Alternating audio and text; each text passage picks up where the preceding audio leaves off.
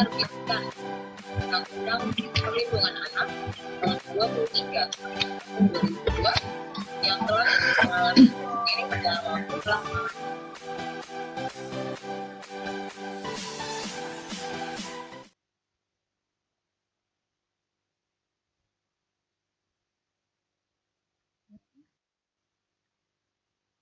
Assalamualaikum warahmatullahi wabarakatuh.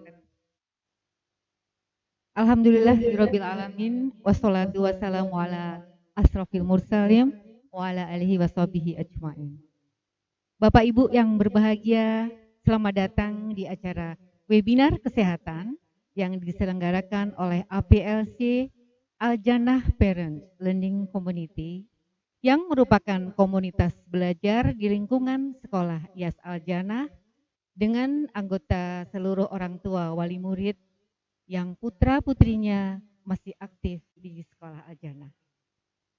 Perkenalkan, saya Dwi, ibu dari Julfa kelas 9 dan Rafiq kelas 11 IPA yang akan mendampingi Bapak Ibu dalam acara hari ini. Kami ucapkan selamat bergabung kepada yang terhormat Ketua Yayasan Al-Jannah, Ketua Yayasan Muzdalifah, minta maaf, Ibu Adinda Evita Hani Siregar, yang kami hormati Direktur Pendidikan Ibu Adelina Pane dan jajaran pimpinan lainnya, serta yang kami hormati Ibu Dr. Ibu Tuti Herawati SPAK. Tidak lupa yang kami banggakan seluruh peserta webinar kesehatan pada hari ini. Bapak Ibu hadirin semua, penyakit ginjal, gagal ginjal akut tepatnya, menjadi sorotan beberapa waktu terakhir ini. Data Kementerian Kesehatan pada 26 Oktober 2022 mencatat kasus gangguan ginjal akut progresif atipikal di Indonesia sudah mencapai 255 orang. Tersebar di 26 provinsi dan memiliki angka kematian yang mencapai 56%. Rentang usia sangat beragam, namun banyak didominasi anak-anak balita. Menurut juru bicara Kemenkes Muhammad Syahril, jumlah kasus di Indonesia ini melebihi Gambia dan Nigeria. Angka yang merupakan kumulatif dari bulan Januari 2022 dan melonjak sejak Agustus 2022. Nah, Al-Jannah Parent Learning Community mengangkat tema ayo kenali tanda bahaya gagal ginjal akut pada anak dan kaitannya dalam penggunaan obat sirup.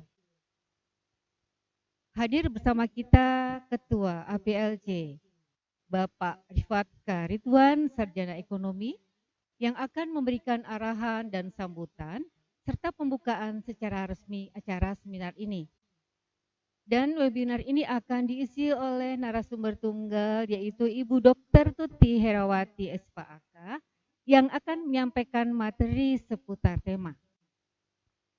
Baiklah, untuk mendapatkan keberkahan, kesehatan dan kelancaran acara hari ini, marilah kita buka dengan berdoa bersama yang akan dipimpin oleh Ustadz Ikhwan. Kepada Ustadz Ikhwan, disilahkan.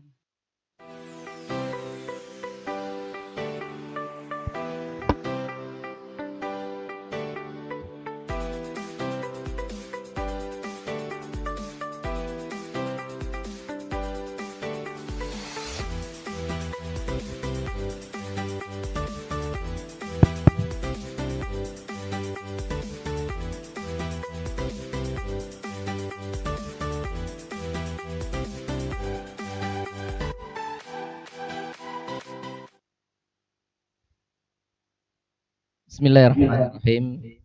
Assalamualaikum warahmatullahi wabarakatuh.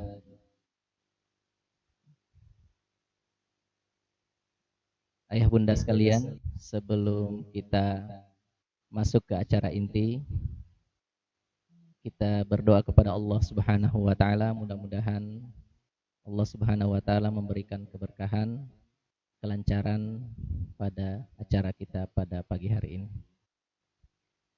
Bismillahirrahmanirrahim. Alhamdulillahirabbil alamin. Arrahmanirrahim. Maliki yaumiddin. Iyyaka na'budu wa iyyaka nasta'in. Ihdinas siratal mustaqim. Ihdinas siratal mustaqim. Ihdinas siratal mustaqim. Siratal ladzina an'amta 'alaihim ghairil maghdubi 'alaihim waladdallin. Amin. Alhamdulillah hamdan syakirin, hamdan na'imin, hamdan yuwafi ni'amahu wa yuwafi mazidah. Ya Rabbana lakal hamdu wa laka syukru kama yanbaghi li jalali wajhikal karimi wa azimi sultanik. Rabbana inna zalamna anfusana wa illam taghfir lana wa tarhamna lanakunanna minal khasirin. Rabbana ighfir lana dzunubana wa liwalidina warhamhum kama rabbawna shighara. Allahumma inna nas'aluka ilman nafi'an. Ya Allah, aku memohon kepadamu ilmu yang bermanfaat, wa rizqan halalan thayyiban, dan rizki yang halal dan juga baik, wa amalan mutaqabbala, dan amal-amal yang Engkau terima ya Allah. Allahumma inna na'udzubika min ilmin la yanfa. Ya Allah, ya Tuhan kami berlindung kepadamu dari ilmu yang tidak bermanfaat. Wa min qalbin la yashba, dan hati yang selalu lalai dan tidak pernah puas atas nikmat dan hidayahmu ya Allah. Wa min nafsin la tashba, wa min da'watin la yustajabu laha, dan dari doa-doa yang Engkau tidak kabulkan ya Allah. Allahumma aslih lana dinal ladzi huwa ismatu amrina, wa aslih lana dunyana allati fiha ma'ashuna, wa aslih lana akhiratana allati ilaiha ma'aduna, waj'alil hayata ziyadatan lana fi kulli khair, waj'alil mauta rahatan lana min kulli syarr. Allahumma ati nufusana taqwaha wa zakkiha anta khairu man zakkaha, anta waliyuha wa maulaha. Rabbana innaka sami'un qaribun mujibud da'wat wa ya qadiyal hajat. Rabbana hab lana minas solihin. Rabbana hab lana minas solihin. Rabbana hab lana minas solihin. Rabbana atina fid dunya hasanah wa fil akhirati hasanah wa qina azaban nar. Rabbana innaka sami'un qaribun mujibud da'wat wa ya qadiyal hajat. Subhana rabbika rabbil izzati amma yasifun, wa salamun alal mursalin, walhamdulillahi rabbil alamin. Assalamualaikum warahmatullahi wabarakatuh.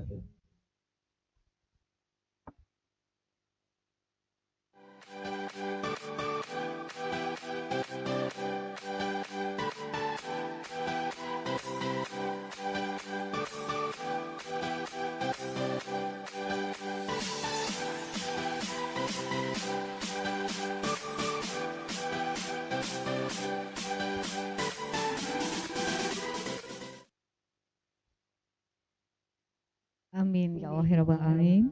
Terima kasih kepada Ustadz Ikhwan. Insya Allah acara hari ini akan lebih berkah dan semoga Allah akan memberikan banyak manfaat untuk kita semua. Baiklah, kita akan buka acara ini oleh Bapak Ketua APLK. Kepada Bapak Rifat Karidwan, Sarjana Ekonomi, disilahkan.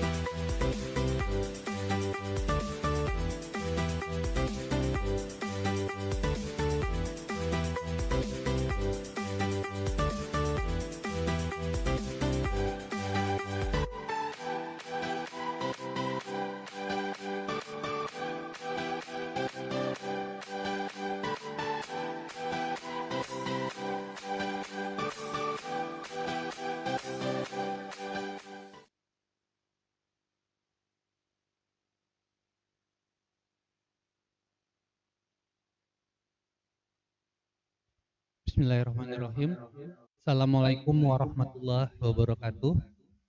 Terima kasih kepada Bapak dan Ibu orang tua siswa sekolah IAS Al-Jannah yang telah bergabung dalam webinar kesehatan Ayo Kenali Tanda Bahaya Gagal Ginjal Akut pada Anak dan kaitannya dalam penggunaan obat sirup yang merupakan acara pertama dari EPLC periode 2022-2024. Sebelumnya kami ucapkan terima kasih kepada Yayasan Mas Dalifah dan Sekolah IAS Al-Jannah, khususnya kepada Ibu Ketua Yayasan Mas Dalifah, Ibu Adinda Siregar, Ibu Direktur Pendidikan Sekolah IAS Al-Jannah, Ibu Adelina Pane, dan Ibu Humas Sekolah IAS Al-Jannah, Ibu Hesti yang telah memfasilitasi kegiatan ini.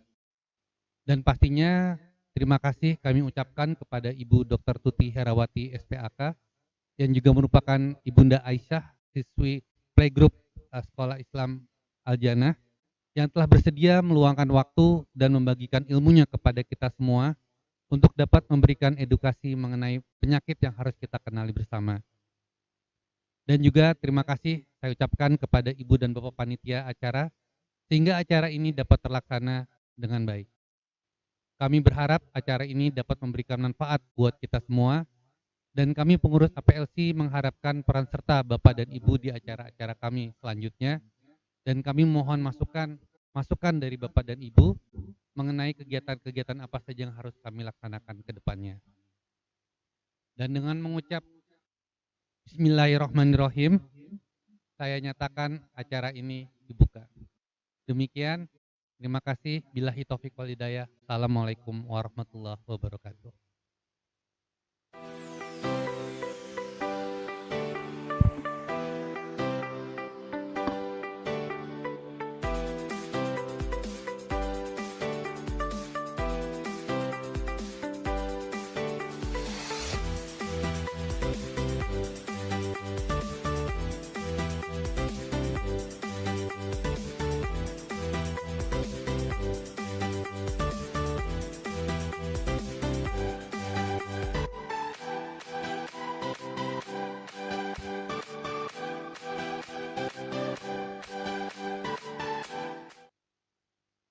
Terima kasih kepada Bapak Ridwan yang telah membuka secara resmi acara webinar kesehatan pada siang hari ini. Sampailah kita pada acara inti webinar kesehatan yang akan dipaparkan oleh Dr. Tuti Herawati. Sebelumnya saya ingin memanggil Ibu Nina 4 Mars yang tadi alhamdulillah pertama kali hadir. Halo Ibu Nina, boleh dibuka speakernya? Oh Ibu Ninanya belum respon.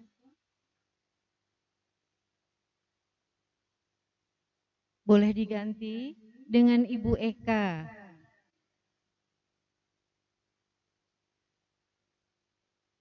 Ibu Eka mau minta tanya nih, motivasinya apa ya mengikuti webinar kesehatan pada hari ini? Ibu Eka Diana.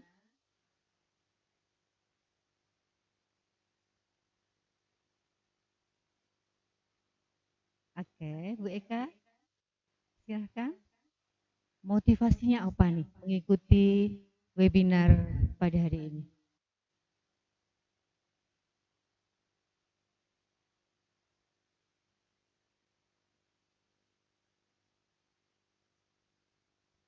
Belum masuk suaranya, minta maaf Bu Eka.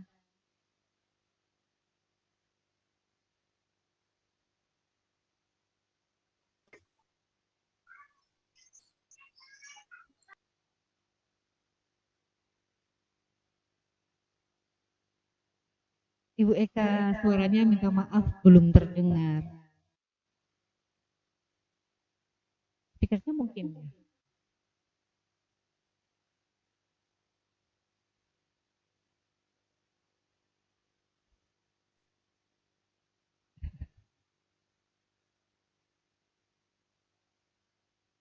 Sebenarnya Bu Eka sudah memberikan jawaban, tapi minta maaf kita belum dengar. Baik, kita lanjutkan dulu acara. Nanti setelah acara ini akan ada tanya jawab. Sebelum kita masuk ke acara inti, perkenalkan saya membacakan CV-nya Ibu Dokter nih. Ibu Dokter sangat sibuk sebenarnya karena beliau bekerja seharian di 3 rumah sakit ya Dok ya? Rumah Sakit Permata Cibubur, Rumah Sakit Pelni, kemudian di Klinik Tumbuh Kembang Anak Lalita Cibubur, dan beliau juga masih sempat menjadi pengajar di Fakultas Kedokteran Universitas Yarsi Jakarta. Beliau saat ini sebagai Ketua Unit Kerja Tumbuh Kembang Pediatri Sosial IDAI Cabang Jakarta sejak periode 2021 hingga saat ini. Beliau lulus dari 2021 di Universitas Indonesia sebagai konsultan, kemudian spesialis anaknya dari Fakultas Kedokteran Universitas Indonesia juga tahun 2010, dan lulus sebagai dokter umum dari Fakultas Kedokteran Universitas Andalas Padang tahun 1997. Masya Allah, tabarakallah, lengkap sekali. Selamat datang Ibu Tuti. Assalamualaikum warahmatullahi wabarakatuh. Waalaikumsalam dokter. Sehat dokter? Alhamdulillah Bu. Ya, semoga kita semua juga sehat semua ya. Amin ya Allah ya Rabbal Alamin. Dokter, kali ini kita akan mendengarkan arahan materi yang lengkap dari dokter tentang ayo kenali tanda bahasa gagal ginjal ya, bahaya gagal ginjal, bahaya gagal ginjal akut pada anak, dan kaitannya dengan penggunaan sirup yang saat ini memang lagi banyak dibicarakan. Kami berharap setelah 25 menit dokter memaparkan materi, para peserta bisa interaktif sekitar 20 menit sehingga nanti lengkap ya. Silahkan Dokter Tuti Herawati, kami persilahkan. Baik Bu, mohon maaf sebelumnya saya mau bertanya, suara saya cukup jelas nggak ya? Alhamdulillah jelas. Baik, terima kasih atas perkenalannya Ibu moderator.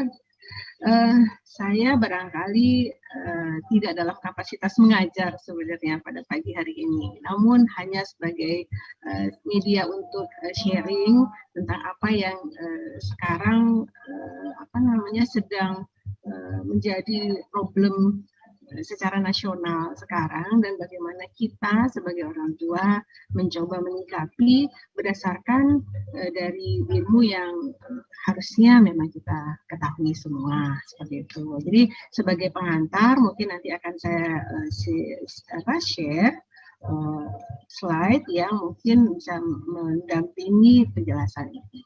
Saya izin share sebentar ya Bu.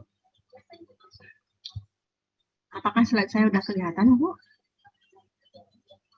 Sudah. Alhamdulillah. Sudah ya. Jelas sekali ya, dokter. Baik. Ya, baik. Jadi kita mungkin ada beberapa item sebenarnya yang bersamaan terjadinya.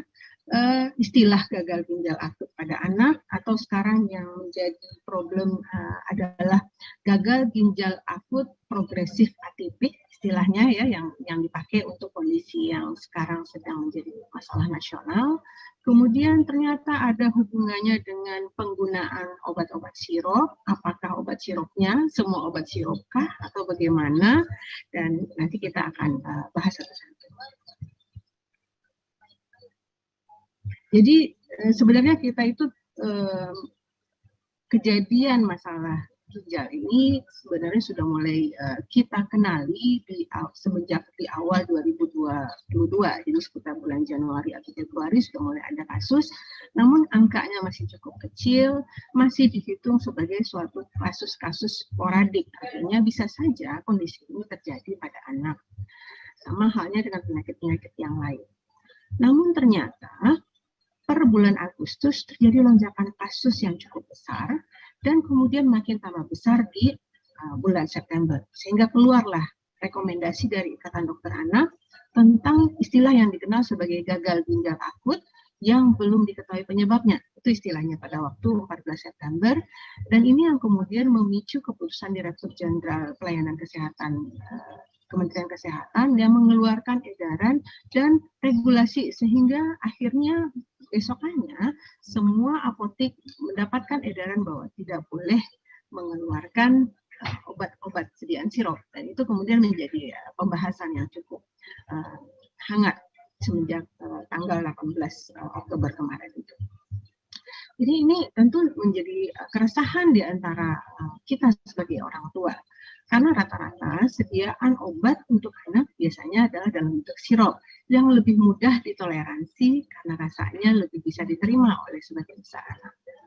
Nah, tapi karena apotek sudah dilarang menjual obat-obat sirup, baik obat-obat sirup yang biasa ya, atau yang kita kenal sebagai obat sirup over the counter atau OTC, di rumah sakit pun juga sama.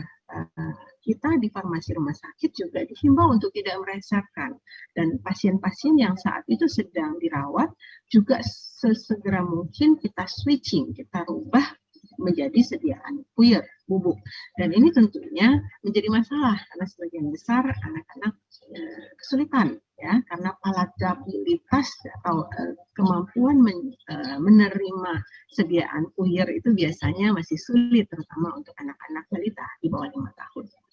Jadi kalau misalnya obat sirup nggak ada, tapi tiba-tiba mendadak anak demam, entah karena apa sebabnya, tentu kita bikin kita mau berikan apa pada anak. Terus belum lagi ini dikatakan bahwa obat sirup ini ada hubungannya dengan kasus gagal ginjal. Bakalan gagal ginjal karena atau misalnya anak-anak yang sebelumnya beberapa hari sebelumnya sudah mendapat obat yang dalam bentuk sediaan sirup. Ini ada apa? Tentu itu menjadi masalah ya.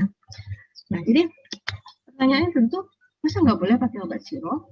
Nah, kita ini sudah puluhan tahun pakai obat sirup, terus kenapa ada mendadak ada berita sirup ini? Apa sebenarnya kalau misalnya nggak bisa pakai sirup obat penggantinya?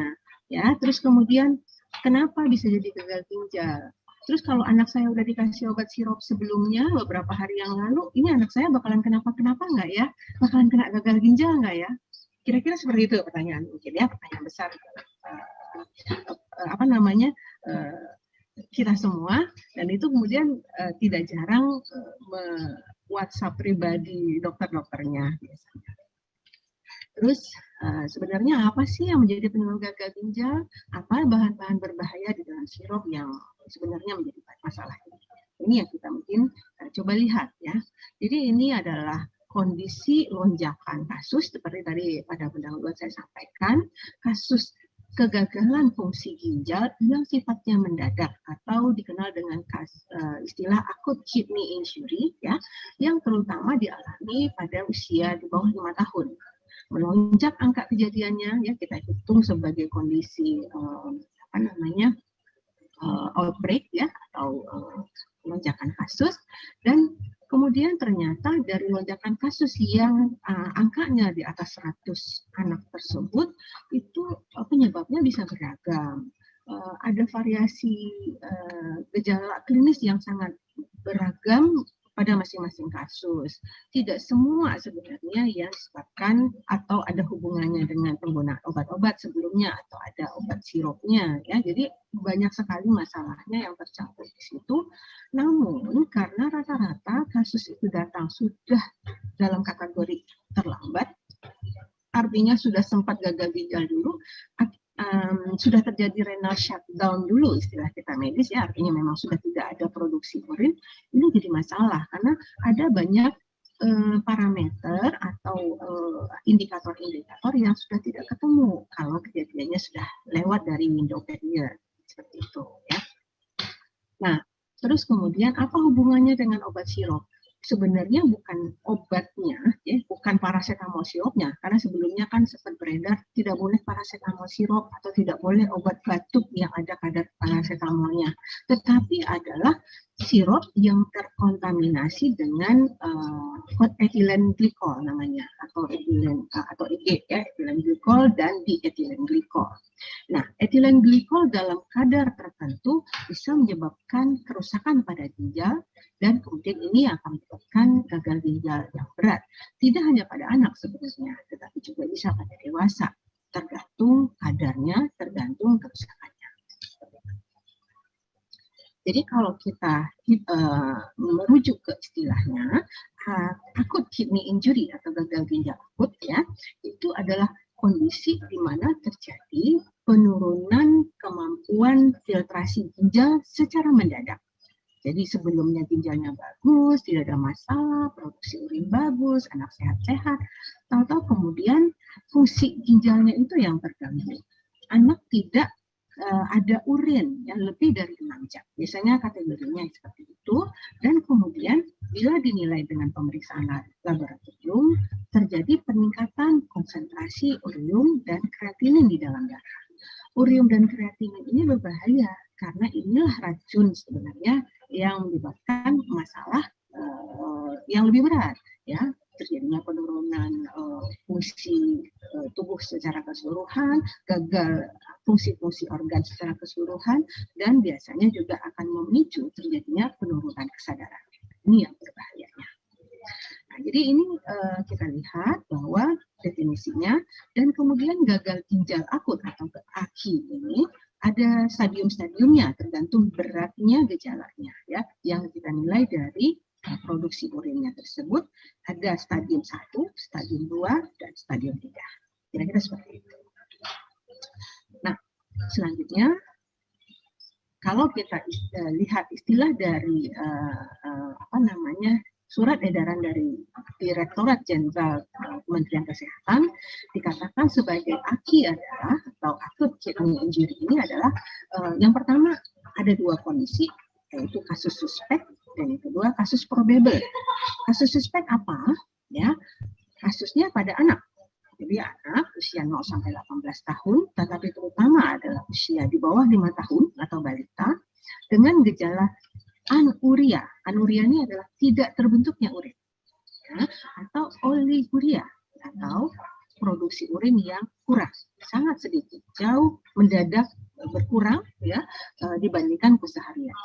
Dan ini terjadi secara tiba-tiba. Itu yang pertama. Akut hubungannya dengan tiba-tiba, mendadak. Nah, kalau dikatakan dengan kasus probable, artinya mungkin lebih berat daripada suspek, jadi agak lebih jelas ke arah akinya, yaitu bila misalnya sebelumnya tidak ada masalah ginjal, ya, tidak ada kelainan anatomi, tidak ada kelainan genetik yang berhubungan dengan ginjal sebelumnya, dan memang tidak ada penyakit ginjal kronik sebelumnya, seperti misalnya bekak-bekak pada wajah atau seluruh tubuh disebabkan dengan karena gagal kelainan ginjal, ya, banyak masalahnya seperti sindrom nekrotik kalau ayah dan bunda pernah mendengar masalah itu, dan banyak sekali penyakit yang lain, ya. Kemudian bisa disertai atau tidak disertai dengan gejala-gejala sebelumnya. Apa itu gejala-gejala sebelumnya? Ada demam, ada diare, ada muntah, ada batuk pilek, ya. Jadi bisa saja ada gejala ini atau juga bisa tidak ada gejala. Tidak tercatat oleh orang tua. Orang tua tidak mengenali bahwa anaknya ada masalah ini sebelum terjadinya kegagalan produksi urin tersebut. Dan yang ketiga, selanjutnya adalah peningkatan tadi, ya, racun-racun darah, urium dan kreatinin yang meningkat lebih dari 1,5 kali dari nilai normalnya, ya. Dan kemudian kita buktikan dengan pemeriksaan USG, bentuk dan ukuran ginjalnya normal. Artinya apa? Tidak ada masalah bawaan sebenarnya, ya. Tidak ada batu, tidak ada kista, atau tidak ada masalah. Ya, ya. Kemudian barulah kita mengarah ke AKIPA. AKIPA ini tadi gagal ginjal akut atau acute kidney injury yang progresif dan atipikal. Atipikal kenapa? Karena gejalanya tidak mirip dengan gejala kejadian gagal ginjal akut yang sering terjadi. Jadi makanya kita hitung sebagai suatu outbreak. Nah, kenapa ini, ya? Karena ada lonjakan kasus di Jakarta paling banyaknya pada bulan Agustus yang didominasi oleh anak-anak usia balita, anak-anak sebelumnya sehat, tidak ada masalah-masalah sakit sebelumnya, tetapi ada riwayat sebelumnya demam, ada diare, ya, kemudian atau ada batuk, pilek, dan mungkin saja ada episode kekurangan cairan, ya, yang barangkali orang tuanya tidak ya, tidak menyadari bahwa ini anak sudah mulai kekurangan cairan nih sebelumnya, gitu ya, karena asupannya kurang baik. Nah, pada anak-anak ini sebelumnya ada yang memperoleh pengobatan sebelumnya, ya, pemberian obat sirup panas, pemberian obat-obat yang lain atau antibiotik atau apa seperti itu. Ya, dicatat tuh ada sekitar 100 lebih jenis obat yang dikonsumsi dari anak-anak ini. Nah, pada saat datang ke rujukan sudah dengan kondisi tidak ada urin, ini produksi masalahnya mungkin sudah lama, ya, sudah berlangsung lebih dari 6 jam atau lebih dari 12 jam. Nah, kalau kita melihat istilah dari AKI itu tadi, ada 3 sebenarnya penyebab kegagalan ginjal itu, ya, masalah-masalah yang terjadi sebelum ginjal, ya, seperti misalnya volume darah yang kurang, hipotensi, ya, hipotensi itu tekanan darah yang berkurang, ya, ini rata-rata dihubungkan dengan cairan yang kurang, ya, mungkin diare berlebihan, mungkin muntah berlebihan, atau memang anak tidak mau makan dan minum yang memang sama sekali jadinya tidak ada cairan yang masuk seperti itu, ya, atau ada masalah hati atau masalah jantung, ya, atau efek obat-obat tertentu, ya. Jadi banyak sebenarnya daftar obat-obat yang bisa juga menjadi masalah yang terjadi sebelum dari problem ginjalnya. Seperti itu. Itu yang dikatakan sebagai masalah prerenal. Yang kedua adalah masalah renal, jadi pada ginjalnya sendiri, ya. Misalnya apa? Memang ada kelainan anatomi, ada bawaan, ya, atau misalnya ada infeksi yang sifatnya sistemik, ya. Kalau misalnya ayah dan bunda pernah mendengar istilah sindrom nefrotik atau masalah-masalah yang lain, ya, atau misalnya hipertensi yang kronik pada anak, seperti itu. Jadi sudah terjadi kerusakan pada struktur, entah itu tubular ginjalnya, entah itu struktur glomerulusnya ini. Glomerulus ini ada bagian yang lebih kecil dari ginjal yang memang sebagai fungsi filtrasinya, ya, atau struktur di pembuluh darahnya, atau struktur di jaringan ikatnya. Jaringan ikat itu misalnya kadang-kadang ada batu atau apa. Itu pada ginjalnya sendiri. Dan selanjutnya yang juga bisa menjadi penyebab dari gagal ginjal akut adalah postrenal, sesudah dari ginjalnya, ya. Misalnya ada sumbatan nih, ya, ini biasa pada orang tua, keganasan, ya, ada keganasan. Tidak harus orang tua, ya, keganasan yang terjadi di daerah sekitarnya yang bisa mendesak ke struktur ureter di bawah ginjal itu, ya, sehingga akibatnya aliran urin tidak bisa turun. Jadi itu bisa menjadi penyebab tidak terproduksinya buang air kecil. Ini neurogenic bladder dan segala macam ini juga adalah masalah-masalah di bawahnya, ya, batu ginjal atau perkapuran dari bawah itu, dan itu biasanya problemnya sudah sangat kompleks dan biasanya bisa ditemukan pada pemeriksaan baik USG atau CT scan, ya, dan itu sebenarnya sudah diketahui sebelum gejala itu sudah mulai ketahuan, ya. Anak lama-lama makin lama kelihatan makin pucat atau produksi urin makin berkurang, anak tambah bengkak dan seterusnya. Pasti biasanya sudah ada riwayat. Nah, jadi kalau kita hitung sebagai kondisi yang berhubungan dengan masalah yang sekarang santer ini adalah bahwa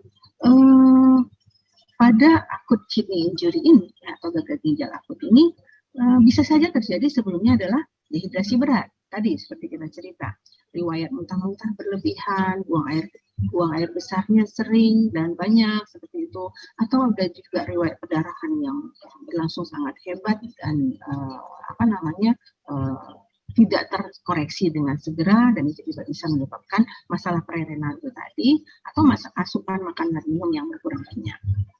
Nah, gejala-gejala yang mengarah ke kondisi ginjal akut bisa kita lihat dengan adanya tadi produksi urin yang berkurang banyak, ya, dan kemudian juga bisa kelihatan ada bengkak. Bengkaknya di mana? Mungkin di bawah mata atau di tungkai seperti itu, ya, atau adanya buang air kecil yang berwarna kemerahan seperti darah ya, gitu, itu terlihat langsung. Nah, ini mungkin adalah pendarahan yang sifatnya langsung bisa keluar melalui urin.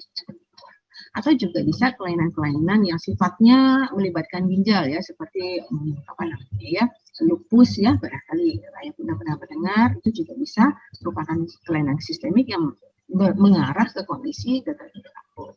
Atau juga penyakit-penyakit kritis ya, anak-anak yang dirawat di ICU ya, di ruang intensif, karena infeksi yang berat, pasca operasi, dan segala macam kondisi-kondisi berat-berat ini juga bisa mengarah ke kondisi gagal ginjal akut. Dan kemudian yang juga bisa terjadi adalah bayi. Bayi baru lahir, usia kurang dari 72 jam, ya, kemudian asupannya tidak adekuat, tidak bisa minum dengan baik, dan, kemudian terlihat bahwa tidak ada buang air kecil, ya, dan persnya masih kering. Nah, ini juga bisa menjadi penyebab gagal ginjal akut. Nah, produksi urin ini tidak terbentuk sekitar 12 jam ya, 6 jam sampai 12 jam atau bahkan lebih dari. Nah, jadi kalau gambaran klinisnya, kalau kita periksa di laboratorium ya, kadar urium dan kreatininnya ya, racun-racun ginjalnya akan meningkat, ada keasaman di darah, ada keterlibatan organ lain, ada riwayat infeksi sebelumnya, pernah juga barangkali terdeteksi antibodi SARS-CoV-nya ya, mungkin riwayat pernah terinfeksi COVID ya, dan kemudian pada beberapa kasus ditemukan ini nih, racun E. coli. E. coli kalau yang Bunda pernah tahu ya, itu adalah penyebab diare pada anak. Paling sering pada bayi-bayi kecil dan paling sering pada anak-anak di bawah 5 tahun, di mana masalah hygiene-nya kurang optimal ya, masih belajar untuk cuci tangan, untuk belajar kebersihan. Namun kemudian karena juga kondisinya sekarang musim hujan ya, sering anak-anak dengan diare, tak jarang juga ini penyebabnya E. coli. Namun sering ini tidak menjadi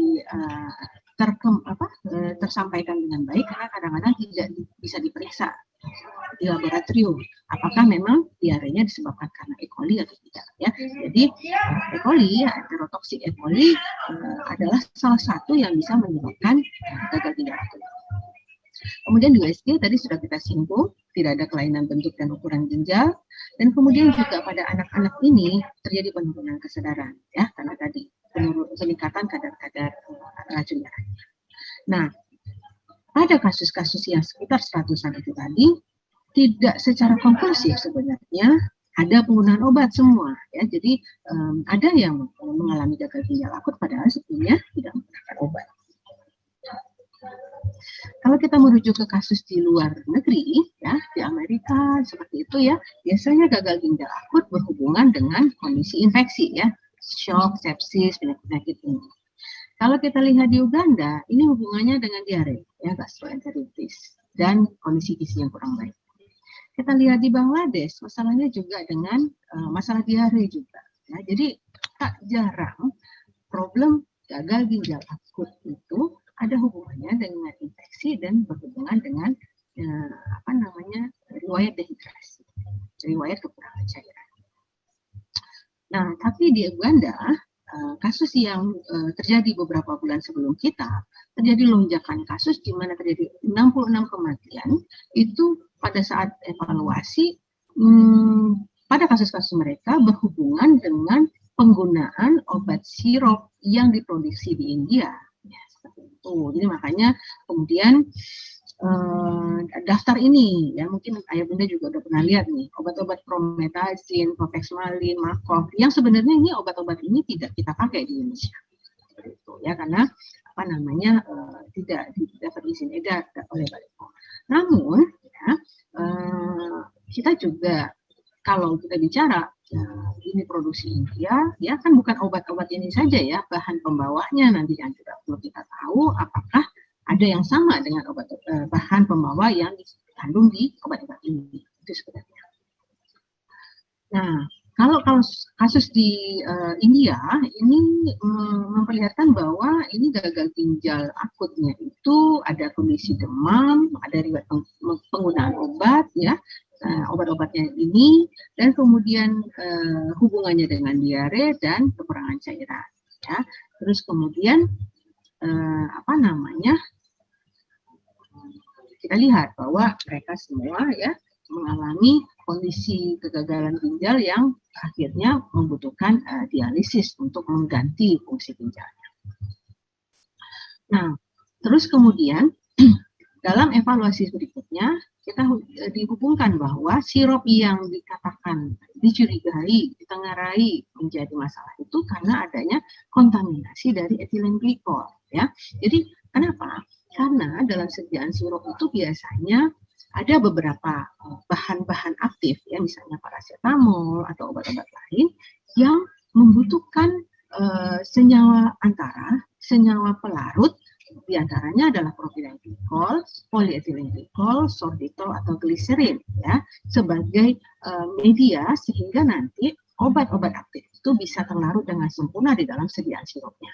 Nah, jadi sebenarnya propilen glikol, polietilen glikol, sorbitol dan gliserin sebenarnya adalah bahan yang tidak berbahaya. Namun pada produksi propilen glikol, polietilen glikol, sorbitol atau gliserin ini pada proses produksinya masih mungkin terjadi ketidakmurnian atau impurities namanya ya. Dan sehingga tidak mungkin benar-benar nol kadar cemaran etilen glikolnya ya. Namun dari cemaran etilen glikol ya dan dietilen glikol itu ada batas. Harus di bawah 0,5 mg per kilogram per hari. Kalau di atas itu ini sudah dinyatakan tidak aman atau beresiko. Nah, jadi di sini sebenarnya ya otoritas harus memastikan bahwa setiap batch produksi dari bahan-bahan propilen glikol dan teman-temannya ini harus tetap terjaga kemurniannya sehingga cemaran etilen glikolnya tidak sampai tinggi, tidak sampai melewati ambang batas berbahaya. Ya, jadi itu sebenarnya. Jadi caranya gimana? Biasanya Balai POM itu menguji secara acak dan rutin ya. Jadi walaupun nama obatnya apa, tetapi pada pemeriksaan awal sebenarnya negatif, harus tetap ada serangkaian penilaian secara berkala yang memastikan bahwa setiap batch-nya itu tetap aman. Seperti misalnya sebelum ini ya kita sebut nama Thermorex masuk ke dalam kelompok yang berbahaya karena di dalam batch yang tertentu yang produksi 2021 ternyata kadarnya tinggi. Tetapi kemudian ditemukan lagi oleh Balai POM bahwa Thermorex yang batch lain kadarnya aman. Ya, jadi artinya apa? Ini yang harus dipastikan end produknya atau produk akhir dari sediaan sirup itu tetap dalam kondisi aman dikonsumsi. Seperti itu. Ya. Jadi kalau misalnya kadar etilen glikol dan dietilen glikolnya tinggi, ini akan berakibat kerusakan pada ginjal karena sifatnya yang toksik itu tadi. Tandanya apa? Pada awal-awal masuknya bahan ini akan terjadi endapan kristal kalsium oksalat yang akan bertahan sampai 40 jam. Jadi cuma sebentar ya, cuma sampai 2 hari. Lewat dari 2 hari itu tidak bisa terdeteksi lagi kristal kalsium oksalat. Makanya kalau misalnya pada kasus-kasus yang 100 anak ini tidak bisa dibuktikan memang ada hubungan dengan etilen glikol karena datangnya mungkin lewat dari 2 hari ya, sudah melewati rujukan berjenjang dulu sampai ke pusat rujukan yang tinggi yang bisa melakukan penilaian kadar kalsium oksalat. Seperti itu. Ya. Jadi kalau keracunan akan terjadi penurunan cepat dan tiba-tiba fungsi filtrasi ginjal, konsentrasi ya sebagai ulangan aja dan tidak ada produksi. Jadi ini yang akan diakibatkan karena keracunan etilen glikol. Nah, jadi kalau memang karena keracunan EG, tentu harus bisa dipastikan, dibuktikan hubungan sebab akibatnya ya. Pada sisa sediaan obat yang diminum ada etilen glikolnya. Di darah anaknya ada etilen glikolnya. Di urinnya ada etilen glikolnya. Dan ada efeknya ya, efeknya apa? Tadi endapan kalsium oksalat. Nah, ini yang kadang-kadang tidak bisa kita pastikan, buktikan pada anak-anak yang kasus yang gagal ginjal tadi. Jadi sekedar memastikan bahwa bukan karena paracetamolnya aman, tetapi yang masalah adalah glikol dan glikol. Ya, tata laksananya ya ini adalah masalah medis ya, barangkali kita serahkan ke rumah sakit ya, tenaga medis yang menangani. Cuman ini satu ya juga yang mesti saya sampaikan di sini, ada fomepizole. yang sempat menjadi bahan yang menjadi santer. Oh, pemerintah RI mengimpor dari Singapura bahan fomepizol sebagai antidotum dari gagal ginjal akut ya. Nah, jadi jangan jangan ikut-ikutan rusuh, karena ini adalah pada kondisi yang memang terkonfirmasi karena keracunan etilen glikol, dan fomepizol adalah obat yang terpilih ya. Silakan itu nanti kita serahkan ke pemerintah dan otoritas yang untuk menyiapkan dan memberikan ini sesuai dengan indikasinya. Tapi yang paling sering, yang sebenarnya yang paling efektif adalah melakukan penggantian fungsi ginjal ya. Fungsi ginjalnya tidak berfungsi dengan baik saat itu, tentu tapi harus tetap membuang racun urin dengan dialisis ya. Nah, ini adalah tata laksana. Mungkin saya cuma sekedar menyinggung, ada banyak sekali tergantung masalahnya ya. Nah, kemudian saya sampaikan ini ya, di penjelasan Balai POM per tanggal 22 Oktober ya, beberapa hari yang lalu, ada rilis informasi kelima namanya ya, bahwa dari bahan-bahan yang ditemukan pada sampel anak yang 122 produk yang digunakan pasien-pasien yang AKIPA ya, itu sudah mereka coba ujikan ya, bahwa obat-obat berikut ini ya, ada 23 obat ini tidak menggunakan propilen glikol, polietilen glikol, sehingga ini masih bisa aman. Ya, jadi mereka tidak tidak ada kaitannya dengan kasus gagal ginjalnya. Apa ini? Ini daftar nama obatnya. Barangkali mungkin di antara obat ini ada yang ayah dan bunda familiar ya, karena sering menggunakan. Jadi kalau obat ini insya Allah sudah dinyatakan oleh Balai POM. Kemudian daftar ini ya, ini daftar sirup obat yang sudah dilakukan uji ya. Jadi kalau tadi daftarnya sudah dinyatakan aman karena tidak ada kandungannya, kalau ini ada kandungan propilen glikol, polietilen glikol, sorbitol dan gliserin, tapi sudah diuji dan dinyatakan aman karena kadarnya masih di dalam rentang aman ya, di bawah dari 0,5 tadi ya. Apa ini? Ini obat-obatnya ya. Jadi ada obat-obat paracetamol, ada macam-macam keluaran dari pemilik izin edar ini seperti itu ya. Nah, kemudian tapi awas hati-hati terhadap obat ini ya. Obat ini mengandung cemaran PG dan DEG yang melebihi ambang batas, jadi tidak boleh dipakai. Kira-kira daftar ini barangkali mungkin perlu diperhatikan sehingga tidak kita gunakan pada anak-anak kita. Nah, sebagai simpulan barangkali ya, jadi adanya kejadian AKIPA atau acute kidney injury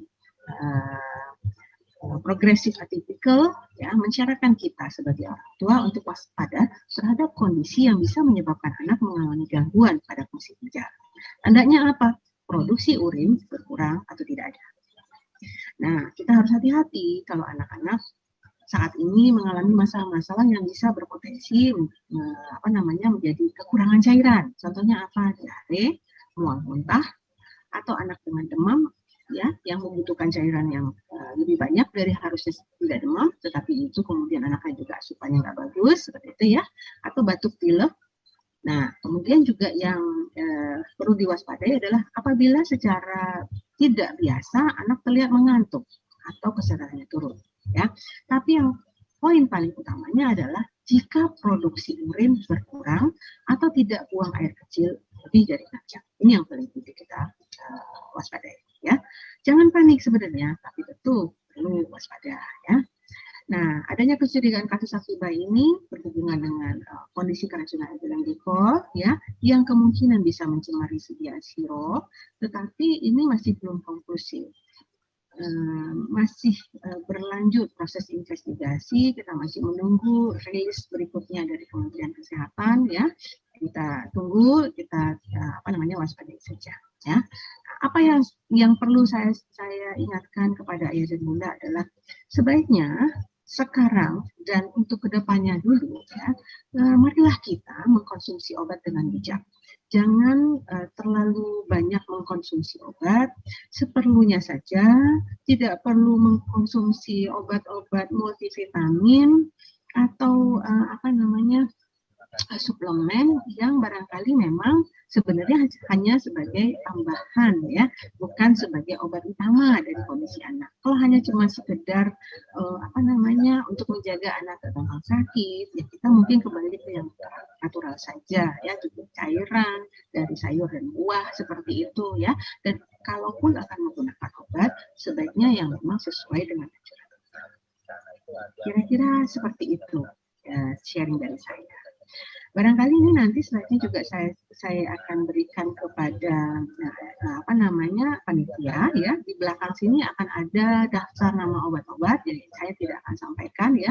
Mungkin nanti bisa dibaca-baca karena cukup banyak ini, sampai berapa ya? 120 obat yang dinyatakan tidak menggunakan propylen glikol dan obat-obat yang memang sering kita pakai di sehari-hari ya, berdasarkan data registrasi POM. Ini tidak diuji, tetapi berdasarkan registrasi POM memang tidak ada komposisi propylen glikol, sehingga tentunya tidak mengandung cemaran ya, tidak dicurigai mengandung cemaran etilen glikol dan dietilen glikol tersebut.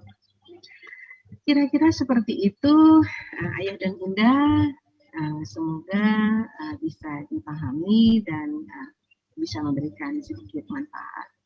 Demikian Ibu Moderator, saya kembalikan kepada Ibu. Masya Allah. Banyak banget ya yang kami dapatkan, insya Allah. Selama ini saya juga sempat menuduh ini penyebabnya paracetamol nih dokter. Ternyata tidak boleh dituduh begitu ya, kasihan paracetamol.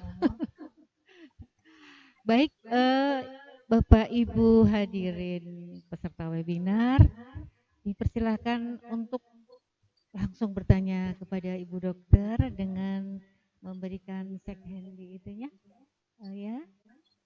Dan juga bisa menuliskan di chat. Apakah sudah ada di chat, Pak?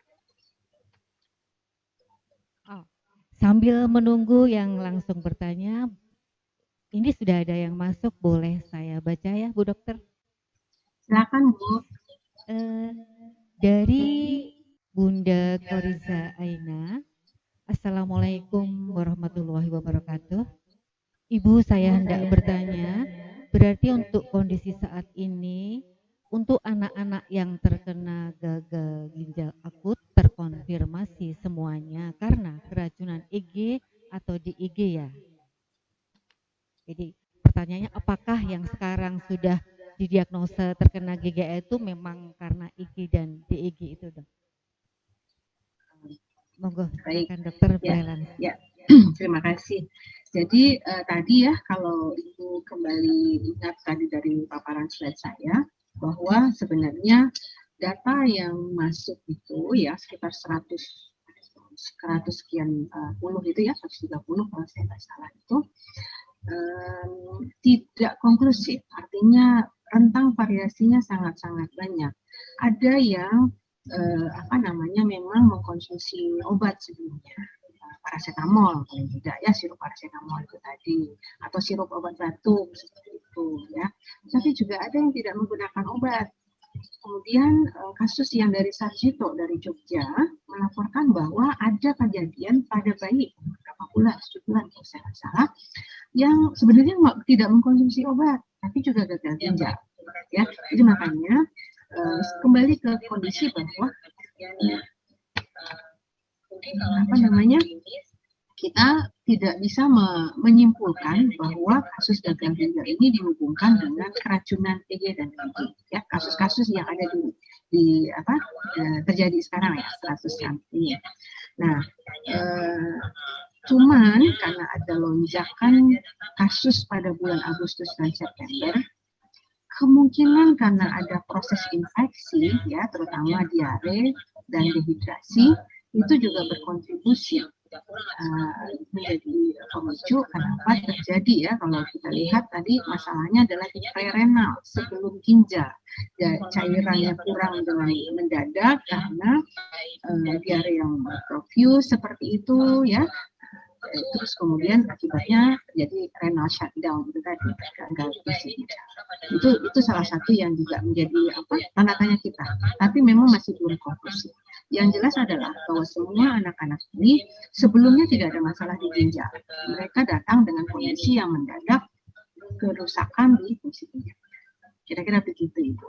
Nah, kenapa kita bilang EG dan DEG? Karena kebetulan pada saat investigasi ditemukan bahwa ternyata ya dari obat-obat yang dikonsumsi itu sekalian di screening gitu ya, ternyata memang di dalam sediaan yang beredar itu ada ternyata obat-obat sirop yang kadar EG dan DEG-nya tinggi. Nah, itu sekalian disampaikan untuk kehati-hatian kita sebenarnya.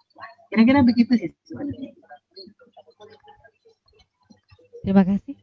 Bagaimana Bunda yang bertanya? Insya Allah sudah terjawab.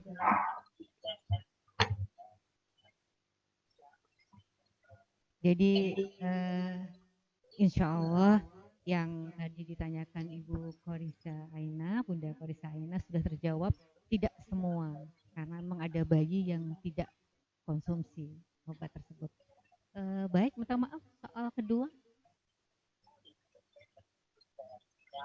Oh, yang mau langsung coba dilihat dulu, ada raise hand. Coba kita lihat dulu, Bapak mohon maaf dibuka galerinya.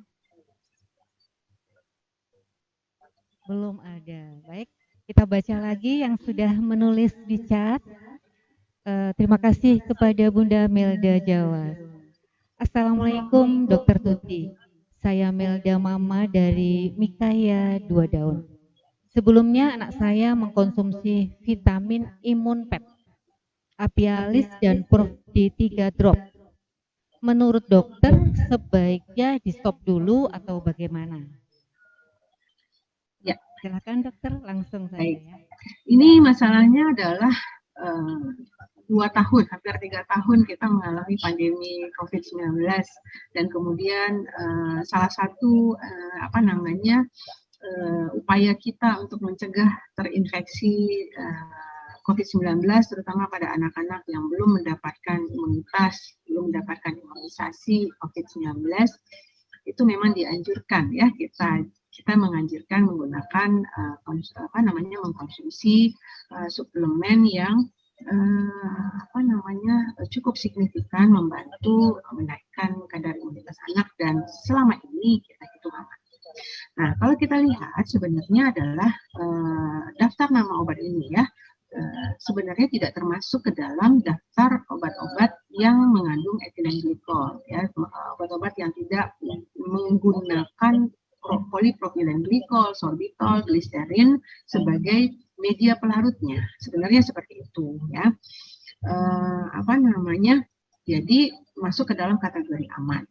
Tetapi itu baru rilis yang kelima. Kita belum tahu, kasus masih berkembang. Kita nggak tahu sampai rilis keberapa nanti akan ada informasi dari Kementerian Kesehatan. Ada rilis ke-6, ke-7, ke-8 ya. Nah, jadi barangkali untuk kehati-hatian, untuk kewaspadaan kita, ya saya selalu menganjurkan kepada orang tua yang datang ke meja periksa untuk sementara tidak dulu mengkonsumsi bahan-bahan yang sifatnya hanya sebagai suplemen. Konsumsilah obat-obat kalau memang itu secara positif memang dibutuhkan untuk kondisi medis anak. Misalnya memang lagi demam, perlu paracetamol, kita berikan paracetamol. Perlu obat batuk karena memang ada dahak yang cukup berlendir, kita berikan obat batuk. Perlu antibiotik sesuai indikasi, kita berikan antibiotik. Tetapi kalau sekedar suplemen, ya kita mungkin masih bisa switching, ya entah itu bahan natural apa, mungkin vitamin-vitamin natural dari buah, sayur, air seperti itu ya yang cukup sehat. Dan yang penting sebenarnya adalah mencegah anak kita tidak terinfeksi, tidak tertular dari lingkungan. Ya, mungkin tetap mewaspadai dengan menggunakan masker, cuci tangan, ya biar tidak tertular diare seperti sekarang ini.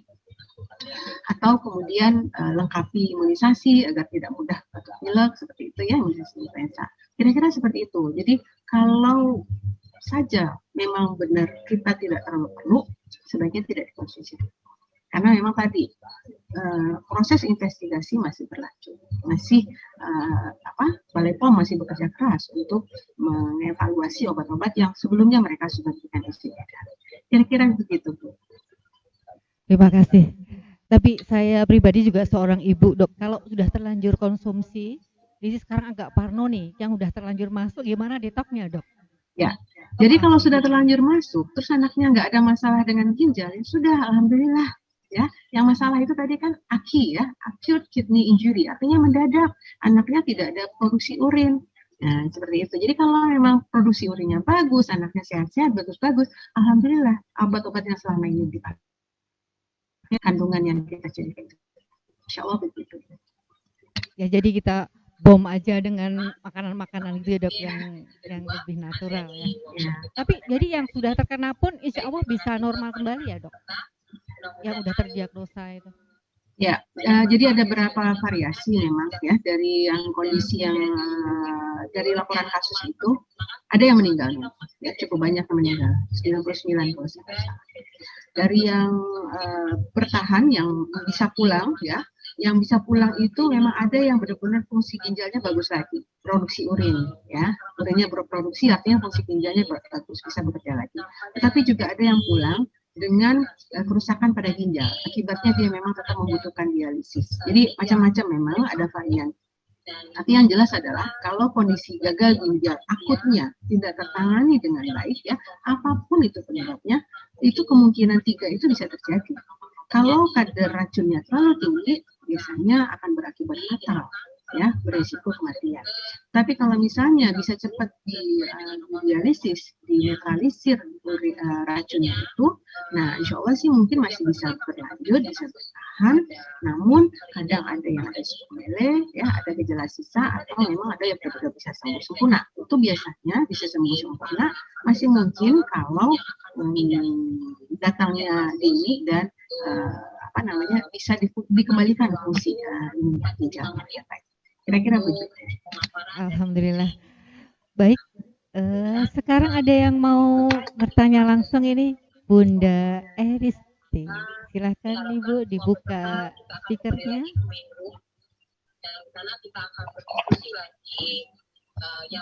Tes udah kedengeran ya suaranya?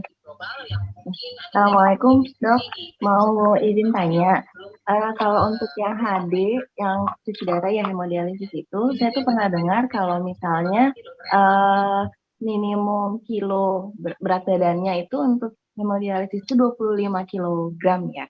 Pernah baca berita ada anak yang terkena AKI, kemudian dia nggak bisa di HD karena berat badannya kurang kayak gitu. Nah, apakah memang tidak ada atau memang barangnya sedikit sekali alat untuk cuci darah untuk anak-anak yang di bawah 25 kilo? Makanya kalau balita itu kan ya masih belasan kilo ya, apalagi anak-anak kecil kayak gini gitu. Kalau yang SD mungkin udah 25 kilo ke atas. Nah, itu pertanyaan pertamanya. Nah, yang pertanyaan keduanya, saya baca di berita ada pemerintah sudah mengimpor ya obat untuk AKI kayak gitu dari negara lain, Singapura apa kalau nggak salah. Nah, apakah itu memang efektif untuk menyembuhkan AKI itu sendiri? Apakah maksudnya itu kan hope ya, harapan ya untuk kita gitu kan, untuk orang tua yang khawatir ini karena fatality-nya kan lebih dari 50% kayak gitu kan, kita takut juga kalau misalnya ada obatnya kan mungkin kita agak, walaupun terkena kita punya harapan kayak gitu. Kayak gitu aja dok. Terima kasih banyak dok. Terima kasih Bunda, silakan Bu Dokter. Ya, baik. Jadi memang rata-rata ya unit-unit dialisis itu memang untuk dewasa atau berat badan di atas 25 kilo ya. Sebenarnya ada center-center rujukan yang memiliki unit dialisis ya, unit HD untuk anak-anak dengan berat badan 5 kilo ke atas.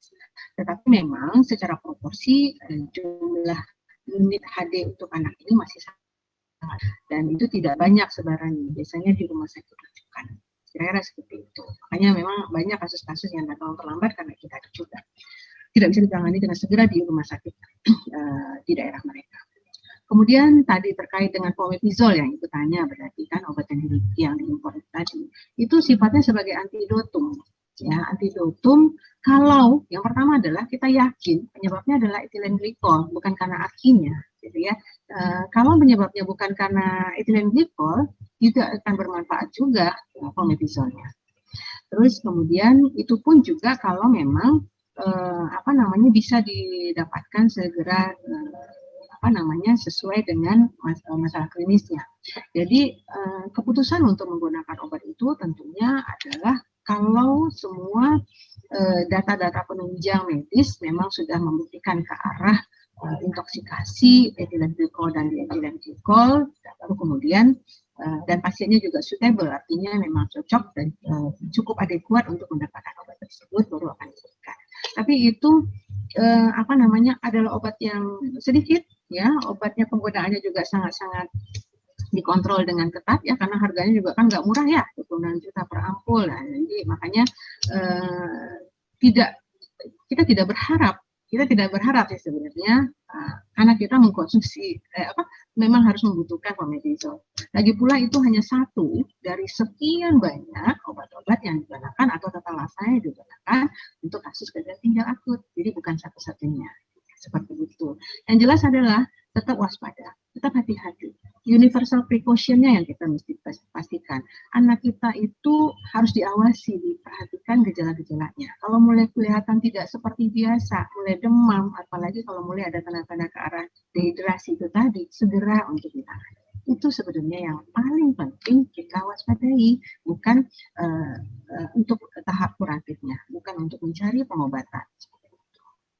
Kira-kira begitu ya Bunda ya. Bagaimana Bunda Arista? Insya Allah udah terjawab ya. Baik, kita lihat yang ada di chat. Itu ada lagi yang second. Ibu Milda. Ibu Milda jawab, silakan. Ya, Assalamualaikum Dokter Tuti. Waalaikumsalam. Apa kabar dokter? Alhamdulillah baik. Mikaela bagus, baik Bu. Alhamdulillah saat ini batuk. Masya Allah. Iya, Mikaela sering ke Permata soalnya ya Bu ya. Iya betul. Jadi Dokter Tuti ini kebetulan dari yang menangani anak saya, Mikaela, dari sejak bayi sampai dengan saat ini gitu ya. Dokter, jadi gini, salah satu yang tadi saya baca diagnosis dini AKI itu adalah volume urinnya itu kan berkurang. Nah, saya awam sekali gitu ya, maksudnya bagaimana cara mengukur, saya tahu bahwa ini anak urinnya berkurang gitu, karena mengingat Mika nih di sekolah nih kan 8 jam ya, betul nggak sih 8 jam ya? Artinya lebih dari 6 jam itu kadang malah lebih sering dia tidak pipis di sekolah. Alasannya karena menurut dia kurang nyaman gitu ya pipis di sekolah, dan itu sering terjadi. Kadang saya suka gimana gitu ya, ini nggak normal kan, pipis lebih dari 6 jam gitu ya, lama-lama di sekolah dia nggak pipis gitu. Itu pertama, bagaimana cara mengukur bahwa ini anak urinnya volume pipisnya ini berkurang. Lalu yang kedua, bagaimana cara mengatasi atau mengukur bahwa normalnya adalah anak pada usia 7 tahun itu misalkan dalam berapa jam, dia sudah pipis nih, gitu. Paling itu sih dokter. Terima kasih Dokter Tuti. Terima kasih. Terima kasih Bunda Melda. Silakan dokter. Baik, terima kasih. Memang anak-anak perempuan SD ya, kelas-kelas awal itu masih proses transisi biasanya ya untuk beradaptasi dengan suasana kamar kecil di luar dari rumahnya. Itu problem yang umum biasanya ya. Dia tidak terbiasa, tidak nyaman, entah karena suasananya, entah karena alat-alat atau kondisi di kamar mandinya, atau datang ke kamar mandinya itu sendiri, macam-macam sekali problemnya. Jadi sebelum ada AKI ini sendiri pun juga sebenarnya kita sering mengidentifikasi anak-anak yang tidak nyaman buang air kecil di sekolah ini, kadang-kadang menjadi silent infection, sumber infeksi tersembunyi ya, karena menahan pipis. Itu yang juga sering terjadi. Tetapi sebenarnya secara garis besar ya, kita memang mungkin sulit untuk menghitung volume urin ya tentunya. Itu kan harus ditampung pipisnya, dihitung berat badannya, dibagi dan seterusnya seperti itu.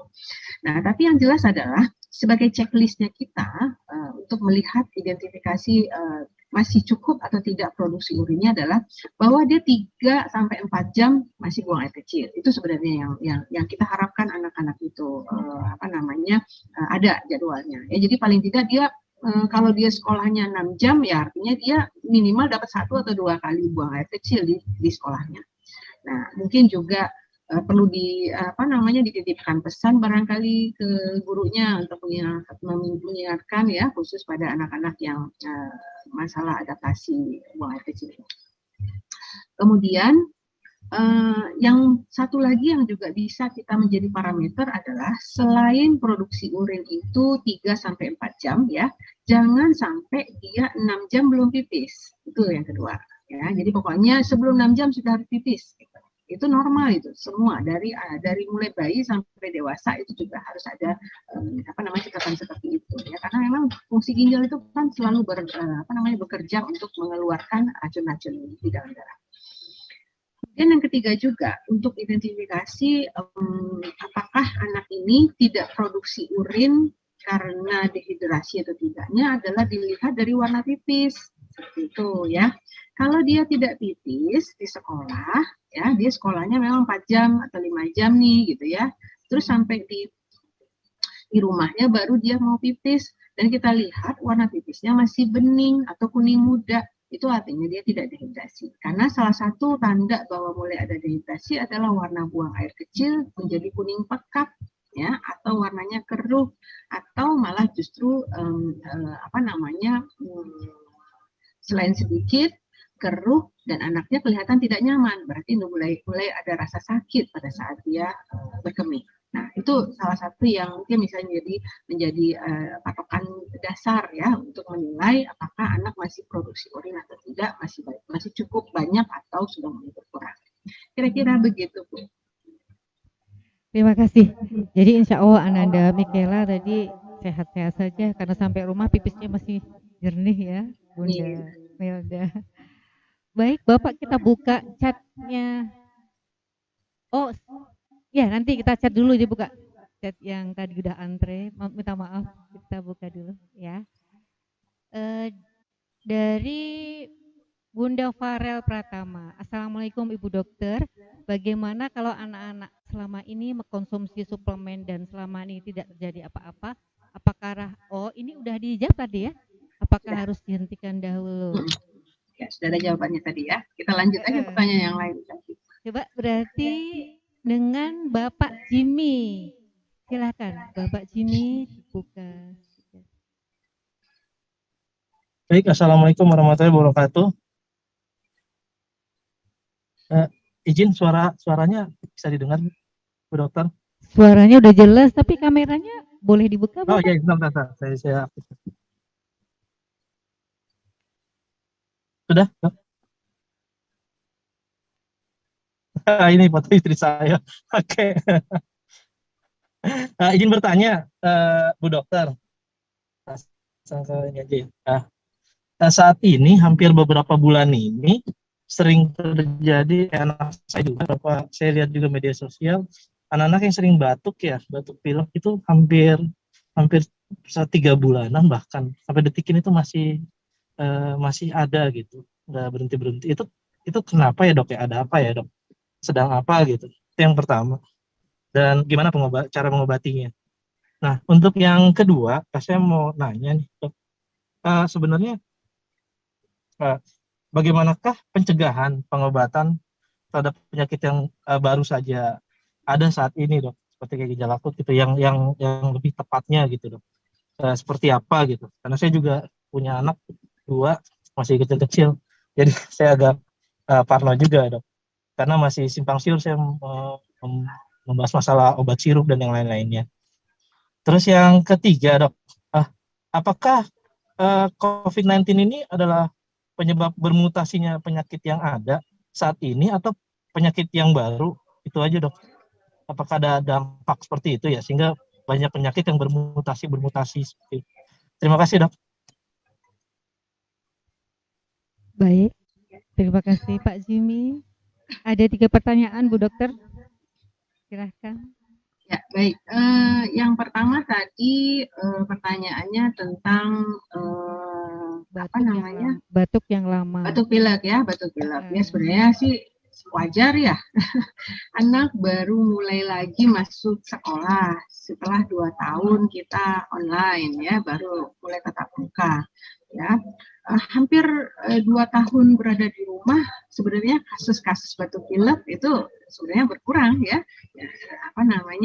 Karena resiko penularan dari lingkungan juga kan minimal. Jadi begitu mulai masuk sekolah, beradaptasi lagi dengan lingkungan di luar ya, ketemu teman, ketemu lingkungan lain, dengan udara di luar seperti itu, ya wajar sih sebenarnya anak jadi mulai lagi ya problem batuk pileknya. Dan sejauh ini kita lihat pun juga sebenarnya masih dalam hal-hal yang masih belum kita indikasikan sesuatu yang beda, aneh, mutasi dari COVID atau apa segala macam. Kecuali memang pada kasus-kasus yang terbukti memang positif swabnya seperti itu. Ya, jadi ini masih sangat-sangat wajar. Bagaimana cara nyikapinya? Yang pertama barangkali ya jaga lagi untuk tidak mudah tertular dengan tetap menggunakan masker, ya masalah hygiene tentunya. Kemudian kalau ke lingkungan rame, ke tempat yang publik sifatnya, ya jaga sebenarnya itu. Dan kemudian untuk kasus batuk pilek, ya, salah satu yang bisa kita anjurkan sebenarnya adalah secara rutin memberikan imunisasi influenza ya setiap tahun, karena itu bisa terbukti secara penelitian mengurangi insiden keseringan terinfeksi batuk pilek biasa. Nah, perkara apakah ada mutasi penyakit dan segala macamnya sesuai COVID, saya rasa bukan kapasitas saya untuk menjelaskan, karena semua penelitian tentang COVID ini sekarang masih berjalan.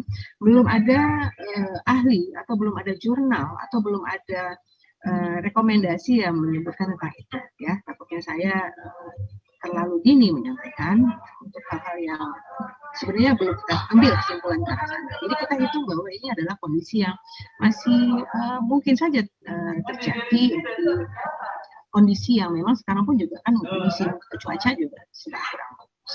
Kira-kira begitu ya. Terus pertanyaan ketiga tadi apa ya? Yang ketiga yang mutasi dari long COVID itu, Dok. Kalau yang nomor 2, Pak Jimmy menanyakan apakah ada solusi kalau tidak ingin memberikan obat kepada putra-putranya. Itu tadi ya, sebenarnya kan sudah beberapa kali tadi saya singgung di dalam presentasi dan jawaban yang sebelumnya ya. Coba saja untuk tidak banyak mengkonsumsi obat dulu kecuali memang yang penting. Kemudian lebih banyak sifatnya natural dulu saja, dan yang penting adalah mencegah jangan sampai terinfeksi. Situ dulu aja sebenarnya sampai kita mungkin bisa dapat rilis yang lebih jelas terkait hal-hal yang kita khawatirkan bersama ya. Kita juga berharap nih badai segera berlalu tentunya ya, tidak sampai berlarut-larut, tidak sampai muncul lagi kasus-kasus gagal ginjal atau masalah-masalah berat diakibatkan karena problem yang sekarang ini kita bahas. Kira-kira begitu ya.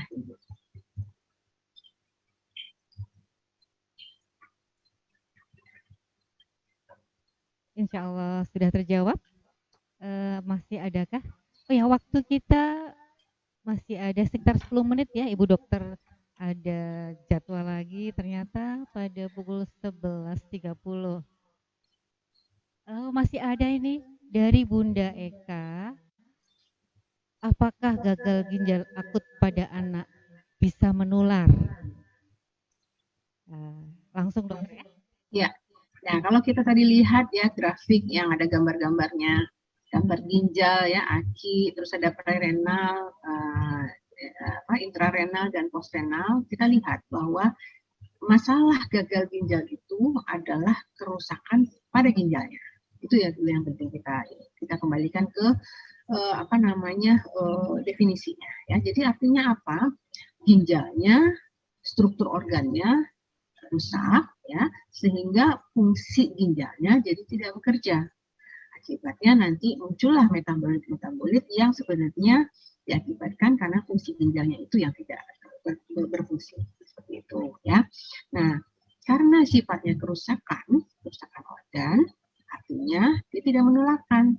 Ya, yang dikatakan menular adalah kalau ada sesuatu penyebab, ya, entah itu virus, entah itu kuman, entah itu apa namanya, ya, bakteri, parasit, jamur seperti itu, kemudian menghinggapi orang, kemudian dari si orang yang sudah kemudian bergejala, dia tularin ke orang lain.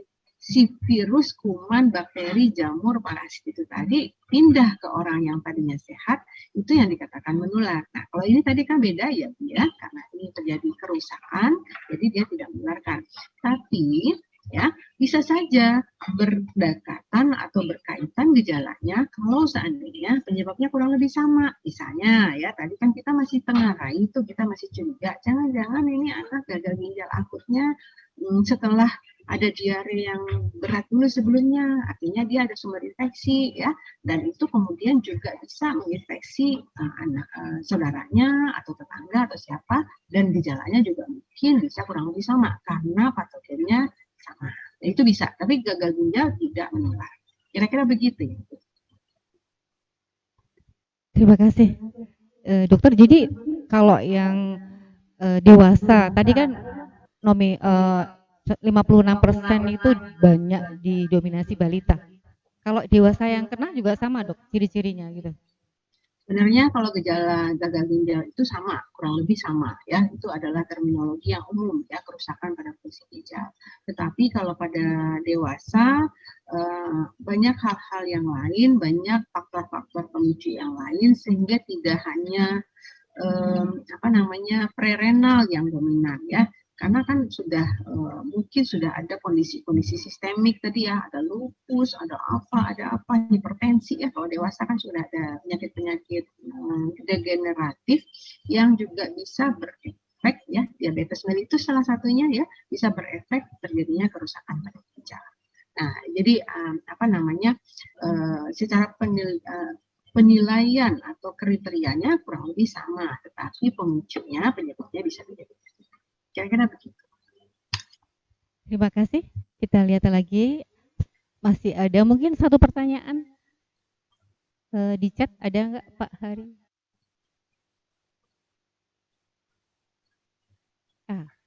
Terakhir ada 2 pertanyaan, saya langsung baca dokter ya.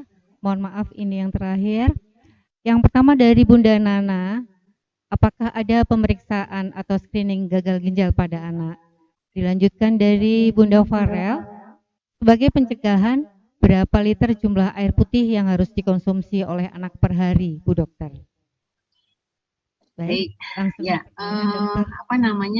screening gagal ginjal itu tadi ya sesuai definisi adalah nanti evaluasi terhadap kadar metabolitnya, kadar racunnya ya, jadi ureum dan kreatininnya diperiksa ya, berarti itu diambil dari darah dan dari urin seperti itu, dan kemudian kita hitung total produksi buang air kecilnya ya, kita akumulasi dan kemudian baru kemudian disimpulkan apakah memang seorang anak berpotensi mengalami gagal ginjal atau tidak. Jadi screeningnya adalah yang pertama tentu produksi urin tidak ada lebih dari 6 jam, kemudian habis itu pada pemeriksaan laboratorium ditemukan kadar metabolit ya, kadar urin dan kreatininnya. Kemudian sebagai pencegahan ya volume air minum ya, sebenarnya bukan hanya air putih ya, semua cairan sebenarnya bisa kita hitung sebagai total cairan yang memang dibutuhkan oleh tubuh. Sebenarnya berbeda-beda juga ya, kalau untuk ukuran anak sekolah kurang lebih antara 1,5 sampai 2 liter sehari total keseluruhan cairan itu ada di dalam minum air putih, di dalam susu, di dalam kuah sop misalnya ya. Jadi semua total cairan itu kita hitung sebagai akumulatif. Kalau kita mau tahu volume yang kita anjurkan ya kurang lebih itu tadi sekitar 1,5 sampai 2 liter sehari. Kira-kira begitu Bu. Baik, terima kasih.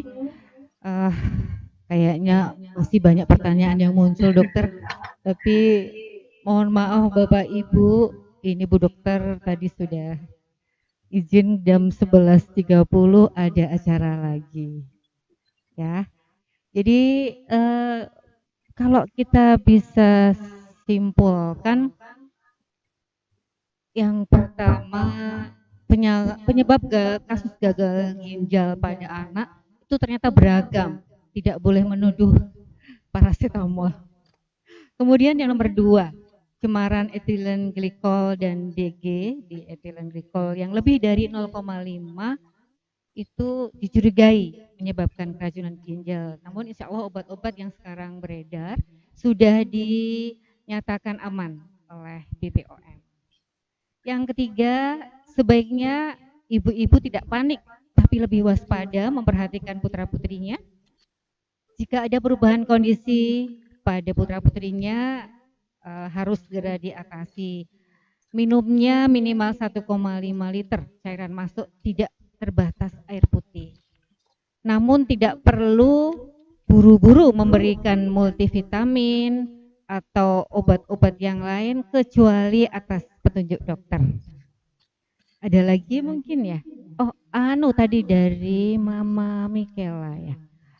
Jika urin warnanya masih jernih atau kuning bening, insya Allah masih aman. Namun diharapkan putra-putri bisa diedukasi untuk 3-4 jam sekali BAK ya, pipis ya. Kemudian jika air pipisnya sudah mulai keruh, nah itu mungkin harus segera dibawa ke dokter untuk diperiksa. Dan tadi disarankan tidak perlu langsung dibeli obat, namun harus ke dokter dulu. Maaf dokter, ada yang salah mungkin? Kira-kira sih sudah sesuai ya Bu ya, sudah rasanya memang dari bahasan kita 1,5 jam ini sudah terangkum dari yang Ibu barusan sampaikan. Baik, jika ada sumur di ladang, kita boleh menumpang mandi. Jika ada umur yang panjang, insya Allah kita akan berjumpa lagi. Saya mewakili seluruh panitia, pengurus APLC, mohon maaf. Mewakili seluruh pengurus APLC mengucapkan terima kasih sebesar-besarnya kepada Ibu Dokter, kepada Yayasan Musdalifah, dan kepada Bapak Ibu peserta webinar kesehatan pada hari ini. Insya Allah kita akan ketemu pada kelas-kelas berikutnya. Mohon maaf sekali lagi. Assalamualaikum warahmatullahi wabarakatuh. Saya juga mohon maaf kalau misalnya ada salah kata ya Bu ya. Saya undur diri ya Bu. Assalamualaikum warahmatullahi wabarakatuh. Sehat selalu dokter. Amin, amin. Terima kasih. Kepada Bapak Ibu peserta boleh mulai live dari chat. Mohon maaf waktu yang dijanjikan sampai jam 12. Namun dokter ternyata ada acara lain pada pukul 11.30. Terima kasih atas partisipasinya. Ditunggu pada kelas berikutnya. Salam sehat dan semangat selalu. Assalamualaikum.